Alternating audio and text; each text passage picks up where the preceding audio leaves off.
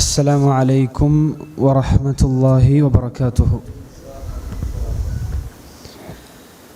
إن الحمد لله حمدا كثيرا طيبا مباركا فيه، وصلى الله وسلم وبارك على نبينا محمد وعلى آله وأصحابه الفائزين برضا الله أجمعين. أما بعد. പ്രിയമുള്ള സഹോദരങ്ങളെ, സഹോദരിമാരെ, അള്ളാഹുവിൻ്റെ ദീന് പഠിക്കാൻ, മതം പഠിക്കാൻ, അത് ആഴത്തിൽ പഠിക്കാൻ ഈ ഒരു മസ്ജിദിൽ, പള്ളിയിൽ ഒരുമിച്ച് കൂടിയിട്ടുള്ളവരെ, രഹസ്യത്തിലും പരസ്യത്തിലും അള്ളാഹു സുബ്ഹാനഹു വ തആലയെ സൂക്ഷിക്കണേ എന്ന് ആമുഖമായി സ്വന്തത്തെ മറക്കാതെ എല്ലാവരെയും ഓർമ്മപ്പെടുത്തുകയാണ്. മാത്രമല്ല, മുഹമ്മദ് മുസ്തഫ സല്ലല്ലാഹു അലൈഹി വസല്ലം നമ്മളെ പഠിപ്പിച്ചിട്ടുണ്ട്, ദീന് പഠിക്കാൻ വേണ്ടി ഒരാൾ പുറപ്പെട്ടാൽ അവർക്ക് സ്വർഗത്തിലേക്കുള്ള വഴി അല്ലാഹു സുബ്ഹാനഹു വ തആല എളുപ്പമാക്കി കൊടുക്കുന്നതാണ്. മൻ സലക ത്വരീഖൻ, ആരെങ്കിലും ഒരു മാർഗത്തിൽ പ്രവേശിച്ചു, ആ മാർഗത്തിൻ്റെ പ്രത്യേകത യൽതമിസു ഫീഹി ഇൽമൻ, അവൻ ആ മാർഗത്തിൽ അള്ളാഹുവിൻ്റെ വിജ്ഞാനം, മതവിജ്ഞാനം തേടിയാണ് അവൻ പോകുന്നത് എങ്കിൽ സഹലല്ലാഹു ലഹു ബിഹി ത്വരീഖൻ ഇലൽ ജന്ന, സ്വർഗത്തിലേക്കുള്ള വഴി അള്ളാഹു എളുപ്പമാക്കി കൊടുക്കും. ആ ഒരു കൂട്ടത്തിൽ അള്ളാഹു എന്നെയും നിങ്ങളെയും ഉൾപ്പെടുത്തട്ടെ. നമ്മൾ വായിച്ചു കൊണ്ടിരിക്കുന്ന ഗ്രന്ഥം അബ്ദുറഹ്മാൻ നാസിർ സഅദി റഹ്മത്തുള്ളാഹി അലൈഹിയുടെ അൽ ഖവാഇദുൽ ഫിഖ്ഹിയ്യ എന്ന വിഷയത്തിലുള്ള ഇസ്ലാമിക കർമ്മശാസ്ത്രത്തിലെ പൊതുനിയമങ്ങൾ എന്ന വിഷയത്തിലുള്ള ഒരു മന്ദൂമയാണ്, ഒരു കവിതയാണ്. ഒരുപാട് വിജ്ഞാനങ്ങൾ നമ്മൾക്ക് ഈ ചെറിയ വരികളിലൂടെ അദ്ദേഹം പഠിപ്പിച്ചു തരുന്നുണ്ട്. അതിൽ ആദ്യത്തെ ഖാഇദ, ആദ്യത്തെ നിയമം നമ്മൾ പഠിച്ചു. നിയ്യത്താണ് അള്ളാഹു പരിഗണിക്കുക. അൽ ഉമൂറു ബി മഖാസിദിഹ, എല്ലാ കർമ്മങ്ങളും കാര്യങ്ങളും അതിൻ്റെ നിയ്യത്തനുസരിച്ചിട്ടാണ് അള്ളാഹു സ്വീകരിക്കുകയും അതിനെ തള്ളുകയും അതിൻ്റെ പരിഗണനയും അത് തള്ളലുമൊക്കെ നിയ്യത്തനുസരിച്ചിട്ടാണ്. രണ്ടാമത് നമ്മൾ പഠിച്ചത് ദീന് നിലകൊള്ളുന്നത് തന്നെ മസ്ലഹത്തുകൾ, മനുഷ്യർക്ക് ഉപകാരമുള്ള കാര്യങ്ങൾ അവർക്ക് ഉണ്ടാവുക, മഫ്സദത്തുകൾ അവരിൽ നിന്ന് തടയുക, മനുഷ്യർക്ക് ഉപദ്രവകരമാകുന്ന കാര്യങ്ങൾ അവരിൽ നിന്ന് തടുക്കുക, ഒഴിവാക്കുക എന്നുള്ളതാണ് ദീനിൻ്റെ അടിസ്ഥാനം. അദ്ദീനു മബ്നിയുൻ അലൽ മസാലിഹി ഫി ജൽബിഹ വദ്ദർഇ ലിൽ മഫാസിദി എന്ന് നമ്മൾ പഠിച്ചു. അതുമായി ബന്ധപ്പെട്ട് തന്നെയാണ് അടുത്ത രണ്ട് കവിതകളും അദ്ദേഹം ചൊല്ലിയത്. രണ്ട് മസ്ലഹത്തുകൾ ഒപ്പം വന്നാൽ അതിലേറ്റവും അഫ്ളലായതിനെ, ശ്രേഷ്ഠമായതിനെ മുന്തിക്കണം എന്നാണ് നമ്മൾ കഴിഞ്ഞ ക്ലാസ്സിൽ പഠിച്ചത്. ഇന്ന് നമ്മൾ ഈ കവിതയിലെ 14-ാമത്തെ വരിയാണ് പഠിക്കാൻ ഉദ്ദേശിക്കുന്നത്. അള്ളാഹു തൗഫീഖ് ചെയ്യുമാറാകട്ടെ. വളിദ്ദുഹു തസാഹുമുൽ മഫാസിദി യുർതകബുൽ അദ്നാ മിനൽ മഫാസിദി. വളിദ്ദുഹു, അതിന് നേർ വിപരീതമാണ്. ഏതിന് നേർ വിപരീതമാണ്? നമ്മൾ നേരത്തെ പറഞ്ഞ പോലെ, കുറച്ചു മുമ്പ് പറഞ്ഞു, മസ്ലഹത്തുകൾ ഒരുമിച്ച് വന്നാൽ അതിലേറ്റവും ഉന്നതമായതിനെ മുന്തിക്കണം. നമ്മൾ പറഞ്ഞു വാജിബായ ഒരു കർമ്മമുണ്ട്, സുന്നത്തായ ഒരു കർമ്മമുണ്ട്. അങ്ങനെയാണെങ്കിൽ വാജിബിനെ മുന്തിക്കണം. സുന്നത്തല്ല അവിടെ ചെയ്യേണ്ടത്, അപ്പോൾ വാജിബിനെയാണ് മുന്തിക്കേണ്ടത്. അതിൽ നമ്മൾ ചില ഘടകങ്ങൾ, മുൻഗണനാക്രമങ്ങളൊക്കെ കഴിഞ്ഞ ക്ലാസ്സിൽ സൂചിപ്പിച്ചിരുന്നു. അപ്പോൾ അതിന് നേർ വിപരീതമായൊരു കാര്യമാണ് തസാഹുമുൽ മഫാസിദി. രണ്ട് മഫ്സദത്തുകൾ ചെയ്യാൻ ഒരു മനുഷ്യൻ നിർബന്ധിക്കപ്പെടുന്ന ഒരവസ്ഥ. മഫ്സദത്തുകൾ ഒരിക്കലും ചെയ്യാൻ പാടില്ല. ഹറാമുകളോ മക്രൂഹുകളോ നമ്മളിൽ നിന്നുണ്ടാകാൻ പാടില്ല. ഒരു നിർബന്ധ സാഹചര്യം വന്നാൽ രണ്ട് തെറ്റ് ചെയ്യണം. അതിലെന്ത് ചെയ്യും? ഏതെങ്കിലും ഒന്ന് ചെയ്യണം, ചെയ്തേ പറ്റൂ എന്നൊരവസ്ഥയിൽ, അല്ലെങ്കിൽ പ്രശ്നമാവുന്നുള്ള അവസ്ഥയിൽ ഒരു മനുഷ്യൻ പെട്ടുപോയാൽ എന്ത് ചെയ്യും? അപ്പോൾ യുർതകബുൽ അദ്ന, അതിലേറ്റവും താഴ്ന്നതിന്, അദ്ന എന്ന് പറഞ്ഞാൽ താഴ്ന്നത്, അതിന് അവൻ പ്രവർത്തിക്കുക. മിനൽ മഫാസിദി, മഫ്സദത്തുകളുടെ കൂട്ടത്തിൽ ഏറ്റവും താഴ്ന്നതിനെ പ്രവർത്തിക്കുക എന്നുള്ളതാണ്. ഇതിന് സാധാരണ ഉദാഹരണം പറയാറുള്ളൊരു കഥ, ഖദർ നബി അലൈഹി സ്വലാത്തു വസ്സലാം, അദ്ദേഹം പ്രവാചകനാണെന്നുള്ള അഭിപ്രായ പ്രകാരം മൂസാ നബി അലൈഹി സ്വലാത്തു വസ്സലാമിൻ്റെ കൂടെ ഒരു കപ്പലിൽ പ്രവേശിക്കുന്ന ഒരു കഥ സൂറത്തു കഹ്ഫിൽ നമ്മൾ വെള്ളിയാഴ്ചകളിൽ ഓതാറുണ്ട്.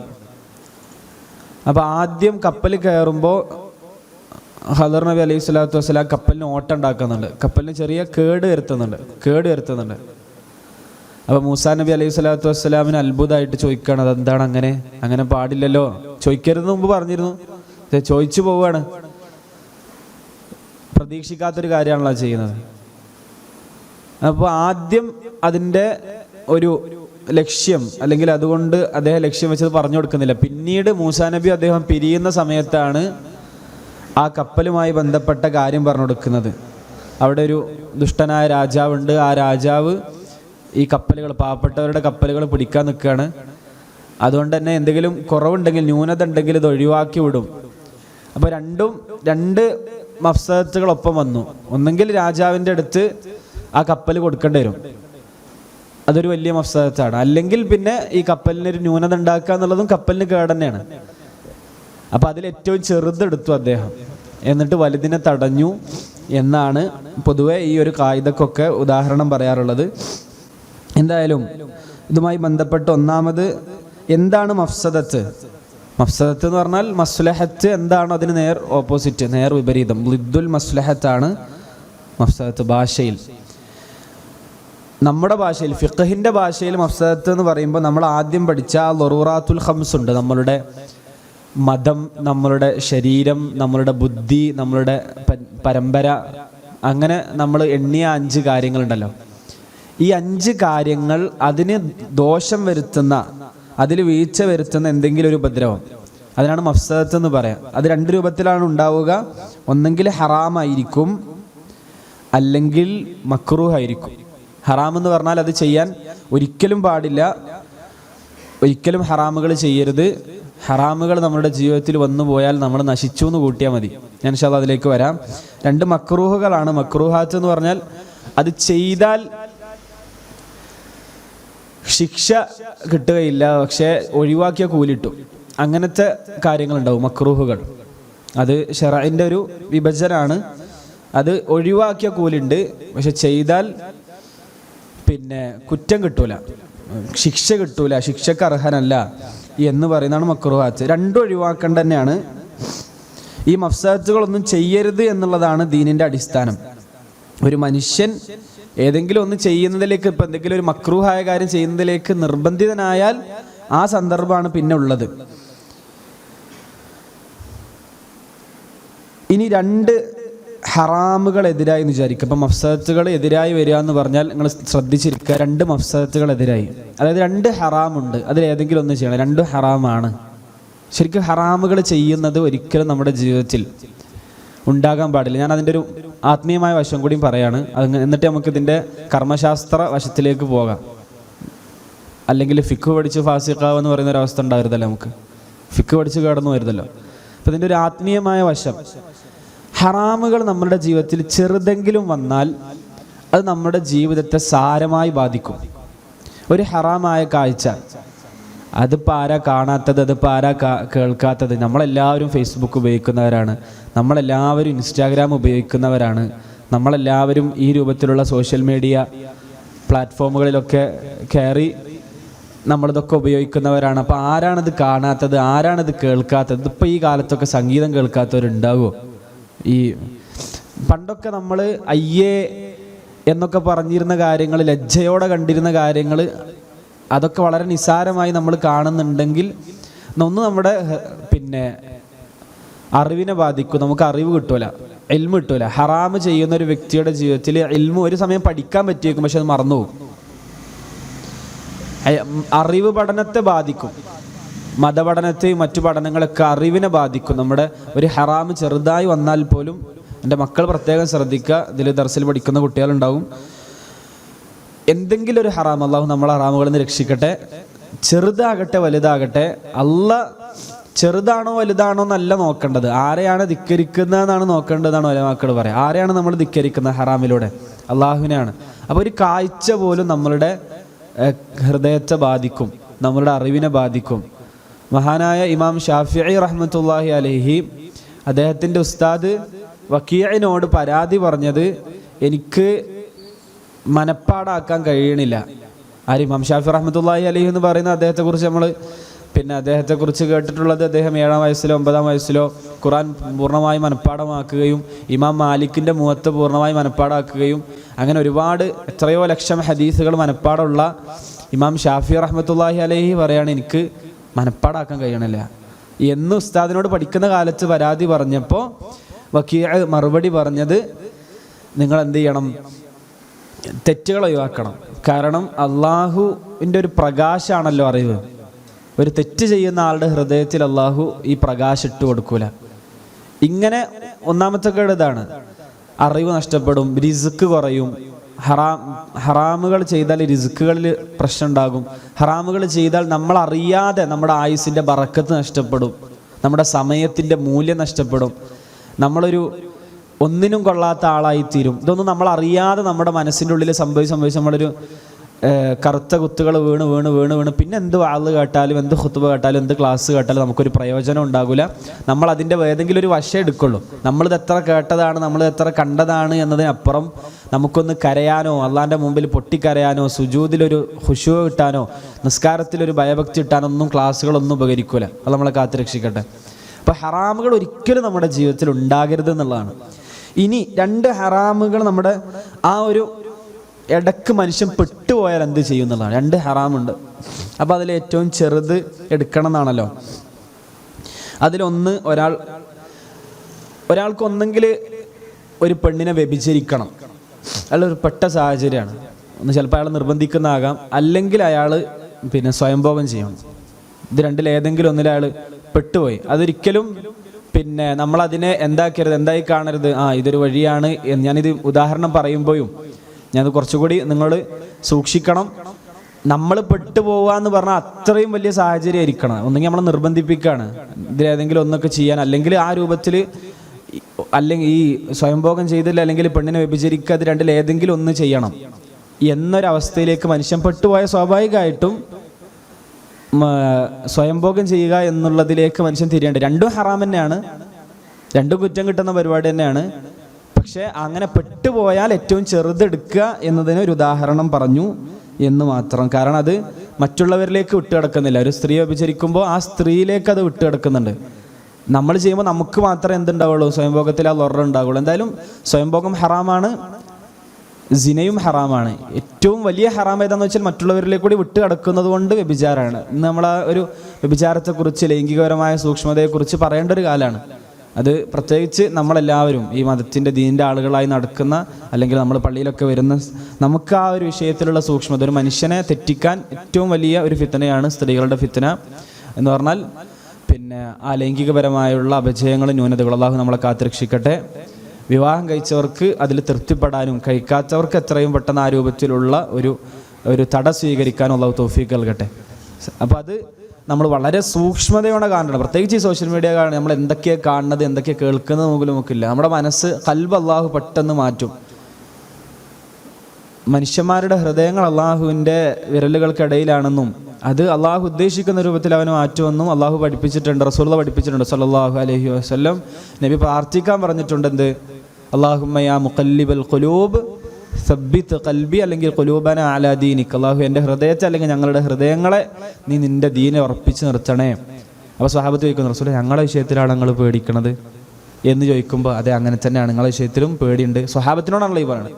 അപ്പോൾ നമ്മൾ ആ പ്രാർത്ഥന പതിവാക്കണം. എന്തായാലും ഈ രൂപത്തിലാണ് ഒന്നുള്ളത്. പിന്നെ 2 മക്രൂഹുകൾ പരസ്പരം എതിരായി വന്നാൽ എന്ത് ചെയ്യണം എന്നുള്ളതാണ്. 2 മക്രൂഹുകൾ എതിരായി വന്നാൽ എന്ത് ചെയ്യണം, അതായത് 2 മക്രൂഹാണ്. അപ്പം അതിൽ ഏറ്റവും ചെറുതെടുക്കുക എന്നുള്ളതാണ്. ഇപ്പോൾ ഒരു മനുഷ്യൻ കല്യാണം കഴിച്ചു, ഒരു ഉദാഹരണം പറയാം. ഒരു മനുഷ്യൻ കല്യാണം കഴിച്ചു, ആ സ്ത്രീ അത്ര പോരാ എന്ന് പറഞ്ഞാൽ ഒരു മോശപ്പെട്ട സ്വഭാവമുള്ള സ്ത്രീയാണ്.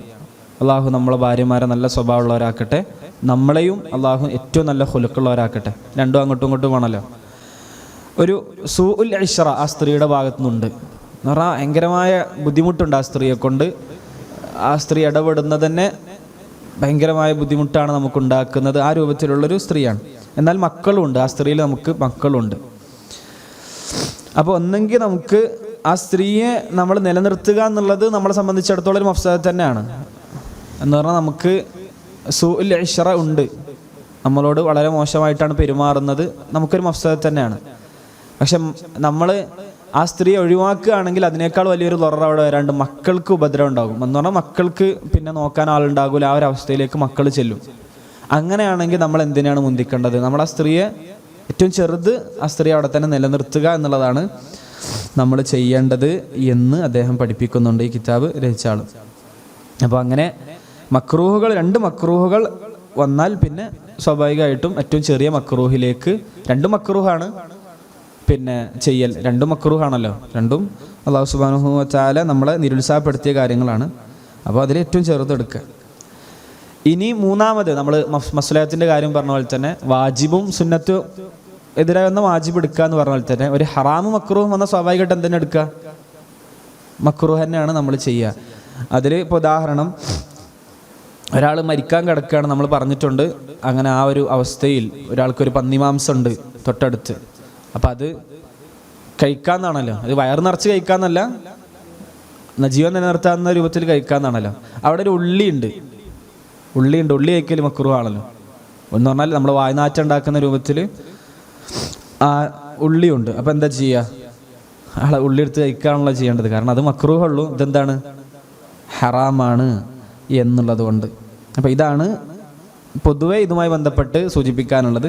പിന്നെ ഇതിൽ അടുത്തൊന്നുള്ളത്, അതായത് നമുക്കൊരു നന്മ ചെയ്യണമെങ്കിൽ ഒരു തിന്മയിലൂടെ കടന്നു പോയേ പറ്റൂ, ഒരു തിന്മ ഒഴിവാക്കണമെങ്കിൽ ഒരു നന്മ ഒഴിവാക്കിയേ പറ്റൂ. അങ്ങനത്തെ ഒരു സാഹചര്യമൊക്കെ ഉണ്ടാവണം. അങ്ങനത്തെ വ്യത്യസ്ത സാഹചര്യങ്ങൾ ഞാൻ അധികം അത് വിശദീകരിക്കുന്നില്ല. പിന്നെ അപ്പം അതിൽ ഏറ്റവും നമ്മളിപ്പോൾ ഇത് ചെയ്യുകയാണെങ്കിൽ ഒരുപാട് ലൊറർ അപ്പുറത്തുണ്ടാവുമെങ്കിൽ അത് ഒഴിവാക്കണം. ഒരുപാട് കേടുകൾ അപ്പുറത്തുണ്ടാവുകയാണെങ്കിൽ എന്തായാലും അങ്ങനത്തെ നന്മ ഒഴിവാക്കിയിട്ടാണെങ്കിലും വേണ്ടില്ല, തിന്മ ഉണ്ടാകരുതെന്നാണ് ശറഅ് പറയുന്നത്. നന്മ ഒഴിവാക്കിയാലും വേണ്ടില്ല, എന്തുണ്ടാകണം? ഞാനത് ആ ഭാഗം അധികം പിന്നെ പറയുന്നത് എന്താണെന്ന് ചോദിച്ചാൽ, ഒരു നന്മയും തിന്മയും ഒരേ അവസ്ഥയിൽ നിൽക്കുന്നൊരു സാഹചര്യം ഉണ്ടോയെന്ന് ചോദിച്ചാൽ അങ്ങനെ ഉണ്ടെങ്കിൽ പിന്നെ എന്തായാലും നമ്മൾ ഒഴിവാക്കേണ്ടത് എന്ത് തിന്മ ഒഴിവാക്കുക. അതിലിപ്പോൾ നന്മ ഒഴിവായി പോകുമെന്ന് വിചാരിക്കുക, നന്മ ഒഴിവായി പോകും, എന്നാലും കുഴപ്പമില്ല, തിന്മ ഒഴിവാക്കുന്നതിനാണ് ഇതിന് മുന്തിക്കുക. തിന്മ അവിടെ ഉണ്ടാകാൻ പാടില്ല എന്നുള്ളതിനെയാണ് ശറഅ് മുന്തിക്കുന്നത്. അങ്ങനെ ഒരുപാട് ഉദാഹരണങ്ങളുണ്ട്. അപ്പോൾ ഏറ്റവും റാജിഹായത് പരിഗണിക്കുക എന്നുള്ളതാണ്. ഇപ്പം ഞാനിത് ചെയ്താൽ അവിടെ മസ്ലഹത്തായിരിക്കും അധികം ഉണ്ടാവുക, മഫ്സദത്തായിരിക്കും അധികം ഉണ്ടാവുക എന്നൊരു മനുഷ്യൻ പരിശോധിക്കണം. ഇപ്പം ദീനിൽ ആരായിരിക്കും അത് പരിശോധിക്കേണ്ടത്? ഫുഖഹാക്കൾ പരിശോധിച്ചിട്ടാണ് ഫത്വ കൊടുക്കുക. അപ്പോൾ ഇവനിപ്പോൾ ഇങ്ങനെ ഫത്വ കൊടുത്തത്, അതുകൊണ്ടാണ് ഓരോ നാടനുസരിച്ച് ചിലപ്പോൾ എന്ത് മാറും, ഫത്വകൾ ഒരു ചോദ്യത്തിന് തന്നെ വ്യത്യസ്തമായ ഫത്വകൾ വരാനുള്ള കാരണം ആ നാട്ടിലെ മഫ്സദത്തും ആ നാട്ടിലെ മസ്ലഹത്തും ഒക്കെ പരിഗണിച്ചിട്ട് പണ്ഡിതന്മാർ ഹുക്മ് പറയും, ഫത്വ പറയും. അപ്പോൾ നമ്മൾ അത് ദീനോടുള്ള കളിയല്ല, ദീന് കൃത്യമായി സൂക്ഷ്മത കൊണ്ട് അറിഞ്ഞുകൊണ്ടാണ് അവർ ചെയ്യണത്. നമ്മൾ പറയുമ്പോൾ പേടിക്കും വേണം. ചിലപ്പോൾ നമ്മൾ കണ്ടതാവില്ല മസ്ലഹത്ത്, നമ്മൾ കാണാത്തതായിരിക്കും കുറേ മഫ്സദത്തുകൾ അപ്പുറത്ത് ഉണ്ടാകും. നമ്മൾ ദീന് ശരിക്ക് പഠിച്ച് പണ്ഡിതന്മാരെ ചോദിച്ചിട്ട് വേണം നമ്മളത് ചെയ്യാൻ. അപ്പോൾ ഞാൻ അത്ര മാത്രമാണ് ആ ഭാഗത്ത് നമ്മൾ സൂചിപ്പിക്കുന്നത് എന്നുള്ളതാണ്. ഇപ്പോൾ വേറൊരു ഉദാഹരണം, ഒരു മനുഷ്യൻ കള്ളുകൊണ്ട് ചികിത്സിക്കുക എന്നുള്ളൊരു സാഹചര്യം അയാൾക്കൊന്ന്, കള്ള് ചികിത്സയായിട്ട് മദ്യം അല്ലെങ്കിൽ ഖംറ് അവിടെ ഉണ്ടെന്ന് വിചാരിക്കുക. അതിലൊരു മസ്ലഹത്ത് ഉണ്ടാവില്ല, ചികിത്സിച്ച് രോഗം ശിഫയാവുന്നുള്ളത്. പക്ഷേ അതിനേക്കാൾ വലിയൊരു മഫ്സദത്ത് അപ്പുറത്ത് വരുന്നുണ്ട്. അയാൾ ലഹരി പോലുള്ളതിലേക്ക് എത്തുന്ന ഒരു മഫ്സദത്ത് അവിടെ വരുന്നുണ്ടെങ്കിൽ അവിടെ ഓൻ ആ ഹസനത്ത് ഒഴിവാക്കുകയാണ് ചെയ്യേണ്ടത് എന്ന് അദ്ദേഹം ഉദാഹരണം കൊടുക്കുന്നുണ്ട്. പിന്നെ റസൂലുള്ളാഹി സ്വല്ലല്ലാഹു അലൈഹി വസല്ലമ ഖൈബറിലെ ഈന്തപ്പനകൾ കരിച്ചതൊക്കെ ഇതിന് ഉദാഹരണമായിട്ട് പറയുന്നുണ്ട്. പക്ഷികൾക്ക് വറുണ്ടെങ്കിൽ അവിടെ വേറൊരു ദീനിയായ മസ്ലഹത്ത് അവിടെ ഉണ്ട്. അങ്ങനെ ഒരുപാട്. അപ്പോൾ ശറഇൽ എന്തുണ്ടെങ്കിലും സഹോദരന്മാരെ നമ്മളൊന്ന് ചിന്തിച്ചാൽ അള്ളാഹുവിൻ്റെ ദീൻ, അള്ളാഹു ഹക്കീമാണെന്ന് നമ്മൾ ഓതലുണ്ടല്ലോ ഖുറാനിലെ, ഇന്നല്ലാഹു ഹക്കീം. ആ അള്ളാഹ് ഹിക്മത്തുള്ളവനാണ് നമുക്കത് ബോധ്യപ്പെടും. അള്ളാഹുവിൻ്റെ ദീന് ശരിക്ക് പഠിച്ചാൽ ഇതൊന്നും അള്ളാഹു സുബ്ഹാനഹു വ തആല വെറുതെ പറഞ്ഞതല്ല. ഏതുപോലെ സൃഷ്ടിപ്പിന്റെ വിഷയത്തിൽ അങ്ങനെ തന്നെയാണ്. സുബ്ഹാനക, നമ്മൾ രാവിലെ ഓതുന്നത് മാ ഖലഖ്ത ഹാദാ ബാത്തില, അള്ളാഹുവേ നീ ഇതൊന്നും എന്തല്ല വെറുതെ ഒരർത്ഥമല്ലാതെ സൃഷ്ടിച്ചതല്ല, ബാത്തിലായി സൃഷ്ടിച്ചതല്ല. അള്ളാഹ് എന്തിനും എല്ലാത്തിനും ഒരു അർത്ഥമുണ്ട്. എല്ലാത്തിനും അള്ളാഹുവിൻ്റെ അടുക്കൽ ഒരു ഹക്കോട് കൂടിയാണ് അള്ളാഹു എല്ലാത്തിനെയും പഠിച്ചിട്ടുള്ളത്. എല്ലാവർക്കും അള്ളാഹു അജല് നിശ്ചയിച്ചിട്ടുള്ളതും അങ്ങനെ ഹക്കോട് കൂടി തന്നെയാണ്. ഇതാണ് ഈ ഖായിദ. ഇത് ചെറിയൊരു ഖായിദയാണ്. ഇനി നമ്മൾ അടുത്തതിലേക്ക് ഇൻഷാ അള്ളാഹ് അടുത്ത ക്ലാസ്സിൽ പോകും. അടുത്തൊരു ഖായിദയിലേക്ക് നമ്മൾ അടുത്ത ക്ലാസ്സിൽ പോകും. അപ്പോൾ ഇതുവരെ നമ്മൾ പറഞ്ഞത് ഈ 2 ഖായിദകളോട് അവസാനിക്കും. നിയ്യത്തുമായി ബന്ധപ്പെട്ടതും ഇതൊക്കെ ശറഅ് പരിഗണിക്കും. നിയ്യത്തുമായി ബന്ധപ്പെട്ടതും അടുത്തത് മസ്ലഹത്ത് മഫ്സദത്ത് എന്നുള്ളൊരു ഭാഗവുമായി ബന്ധപ്പെട്ട് ഇതൊക്കെ പരിഗണിച്ചിട്ടാണ് നമ്മുടെ കർമ്മശാസ്ത്രം നിലകൊള്ളുന്നത്. ഇതൊക്കെ നമ്മുടെ കർമ്മശാസ്ത്രത്തിലെ നിയമങ്ങളിലുണ്ട് എന്നുള്ളതാണ്. അടുത്തത് ഒരു പ്രധാനപ്പെട്ട ഖായിദയാണ്. ദീനിൽ നമ്മൾ പൊതുവെ കാണുന്ന ഒരു അൽ ഖായിദ അൽ കുബ്ര, വലിയ ഖായിദകൾ എന്ന് പറഞ്ഞ് എണ്ണുന്ന പൊതു നിയമങ്ങളുണ്ട്. വലിയ ഖായിദകൾ, അതാണ് അൽ ഖായിദ അൽ കുബ്ര. അതിൽ പെട്ടൊരു ഖായിദയാണ് അടുത്തത്. ഇതൊക്കെ വലിയ ഖായിദകൾ തന്നെയാണ്. അള്ളാഹു സുബ്ഹാനഹു വ തആല ദീന് പഠിക്കാൻ നമ്മൾക്ക് തൗഫീഖ് നൽകട്ടെ. ഞാൻ ആ നേരത്തെ പറഞ്ഞ ഹറാമിൻ്റെ വിഷയം ഒന്നുകൂടി സൂചിപ്പിക്കുകയാണ്. ഏകദേശം 40ഓളം ഒരാളൊരു മഅസിയത്ത് ചെയ്താൽ, തെറ്റ് ചെയ്താൽ 40ലധികം അയാളെ ബാധിക്കുന്ന ഉപദ്രവങ്ങൾ മഹാനായ ഇബ്നുൽ ഖയ്യിം റഹ്മത്തുള്ളാഹി അലൈഹി തൻ്റെ അദ്ദാഉ വദ്ദവാ എന്ന് പറയുന്ന ഒരു ഗ്രന്ഥത്തിൽ രേഖപ്പെടുത്തുന്നുണ്ട്. ആ ഗ്രന്ഥത്തിൻ്റെ പേര് രോഗവും മരുന്നും എന്നാണ്. രോഗവും അതിനുള്ള ഔഷധവും, അദ്ദാഉ വദ്ദവാ. ആ ഒരു ഗ്രന്ഥം രചിക്കാനുള്ള കാരണം തന്നെ ഒരു മനുഷ്യൻ, നമുക്ക് ആ ചോദ്യം വളരെ പ്രധാനപ്പെട്ട ആയതുകൊണ്ടാണ് ഞാനത് അവിടെ സൂചിപ്പിച്ച് അവസാനിപ്പിക്കുകയാണ്. ഒരു മനുഷ്യൻ ഇബ്നുൽ ഖയ്യിം റഹ്മത്തുള്ളാഹി അലൈഹിയുടെ അടുത്ത് വന്നിട്ട് പറഞ്ഞു, കത്ത് എഴുതി കൊടുക്കുക എന്നാണ് എൻ്റെ ഓർമ്മ. പിന്നെ എനിക്കൊരു തെറ്റ് ഒഴിവാക്കാൻ പറ്റണില്ല. അദ്ദേഹം പ്രണയത്തിൽ കുടുങ്ങിയതോ ഇഷ്കുമായി ബന്ധപ്പെട്ട അല്ലെങ്കിൽ ലൈംഗികപരമായി ബന്ധപ്പെട്ട ഒരു പ്രശ്നമാണ്. അദ്ദേഹത്തിന് അത് ഒഴിവാക്കാൻ കഴിയണില്ല. അത് ഹിജ്റ 700കളിലാണ്. നമ്മളത് കഴിഞ്ഞ് 500 കൊല്ലം കഴിഞ്ഞു. എനിക്കത് ഒഴിവാക്കാൻ കഴിയണില്ല. എങ്ങനെ നോക്കിയിട്ടും ഞാൻ പല മാർഗങ്ങൾ സ്വീകരിച്ചിട്ടും അത് ഒഴിവാക്കാൻ പറ്റണില്ല. എനിക്കെന്തെങ്കിലും അതിനൊരു മരുന്നുണ്ടോ, അല്ലെങ്കിൽ ആ രൂപത്തിൽ അതിനെ ചികിത്സിക്കാൻ പറ്റുമോ, അത് മാറിക്കിട്ടുമോ? ഒരു തെറ്റിൽ കുടുങ്ങിപ്പോയി, ഇനി അത് എങ്ങനെയെങ്കിലും അത് ഒഴിവാക്കാൻ പറ്റുമോ എന്നുള്ള ഒരു അഡിക്ഷൻ ലെവലിലേക്ക് അയാൾ എത്തിയപ്പോൾ ഇബ്നുൽ ഖയ്യിം റഹ്മത്തുള്ളാഹിയിലേക്ക് കത്തെഴുതി. അപ്പോൾ അദ്ദേഹം മരുന്നുണ്ട്, ഏത് രോഗത്തിനും എന്തുണ്ട്, മരുന്നുണ്ട്. നിരുത്സാഹപ്പെടുത്തല്ല, അണക്കൊന്നും തൗബല്ല, ഇനി ഞാൻ കുടുങ്ങിപ്പോയി എന്നുള്ളതല്ല, നിരുത്സാഹപ്പെടുത്തല്ല. എന്നിട്ട് ആ കിതാബിൽ അദ്ദേഹം ഒരാളൊരു തെറ്റ് ചെയ്താൽ എന്തൊക്കെയാണ് ഈ ഭൂമി ലോകത്ത് സംഭവിക്കുക, ആ മനുഷ്യൻ്റെ ജീവിതത്തിൽ എന്തൊക്കെയാണ് സംഭവിക്കുക, നമുക്കറിയുന്നതും നമ്മൾ ചിന്തിക്കാത്തതുമായ ഒരുപാട് ഉപദ്രവങ്ങൾ നമ്മുടെ ജീവിതത്തിൽ ഉണ്ടാകും ഒരു ഹറാമ് വന്നാൽ എന്ന് സൂചിപ്പിച്ചുകൊണ്ട് ഇബ്നുൽ ഖയ്യിം റഹ്മത്തുള്ളാഹി ഒരുപാട് കാര്യങ്ങൾ വളരെ വിശദമായി ഖുറാനും ഹദീസും വെച്ച് ഇങ്ങനെ ഓരോ ഖുറാൻ്റെ ആയത്ത് ഹദീസ് സലഫുകളിൽ നിന്നുള്ള ഉദ്ധരണികളൊക്കെ വെച്ച് അദ്ദേഹം ഇങ്ങനെ എഴുതുകയാണ്. അപ്പോൾ നമ്മുടെ തെറ്റ് നമ്മുടെ ജീവിതത്തെ ബാധിക്കുക തന്നെ ചെയ്യും. അതുകൊണ്ട് പരമാവധി ഈ രൂപത്തിലുള്ള റസൂലുള്ളാഹി സ്വല്ലല്ലാഹു അലൈഹി വസല്ലം പഠിപ്പിച്ചതാണ് ഇതിൻ്റെയൊക്കെ അടിസ്ഥാനം. എന്താണ് അടിസ്ഥാനം? മാ അമർത്തുക്കും ബിഹി, ഞാൻ നിങ്ങളോട് എന്ത് കൽപ്പിച്ചോ, ഫഫ്അലു മിൻഹു മസ്തത്അതു, നിങ്ങളതിൽ നിന്ന് നിങ്ങൾക്കാവുന്നത് കഴിയുന്നത്ര നിങ്ങൾ ചെയ്യണം.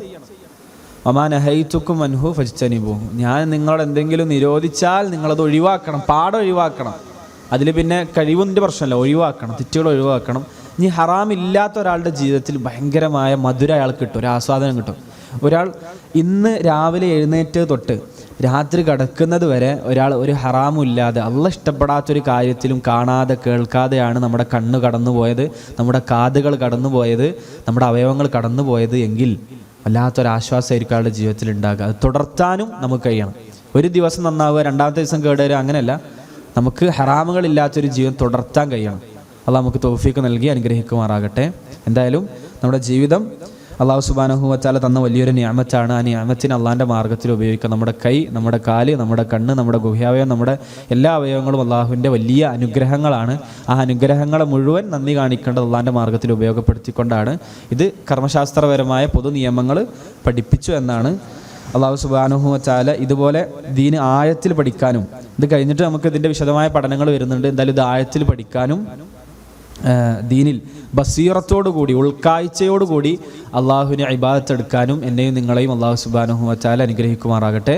ഹദാ വല്ലാഹു അലം വസ്തഗ്ഫിറുല്ലാഹ ലി വലക്കും വലിസായിരിൽ മുസ്ലിമീന മിൻ കുല്ലി ദം ഫസ്തഗ്ഫിറു ഇന്നഹു അൽ ഗഫൂറുർ റഹീം. വസല്ലല്ലാഹു അലാ നബീന മുഹമ്മദ്.